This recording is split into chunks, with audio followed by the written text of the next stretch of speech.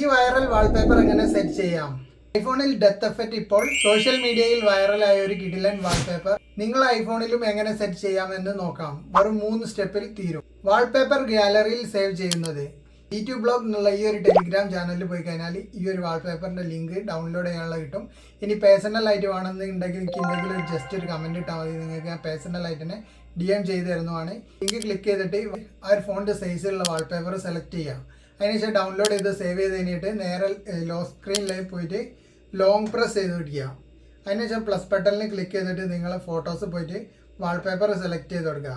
അതിനുശേഷം spatial effect എന്ന് പറഞ്ഞിട്ടുള്ളത് ഓൺ ആക്കിയിട്ട് കൊടുക്കുക. ക്ലോക്കിൻ്റെ അത് കുറച്ച് താഴോട്ട് ഇങ്ങനെ നീക്കി കൊടുക്കുക. അതിനുശേഷം ഒന്ന് ചെറുതായിട്ടൊന്ന് ക്രോപ്പ് ചെയ്ത് ഇങ്ങനെ വിട്ട് കഴിഞ്ഞാൽ ആ ഒരു വാൾപേപ്പർ നിങ്ങൾക്ക് സെറ്റായി കഴിഞ്ഞ്.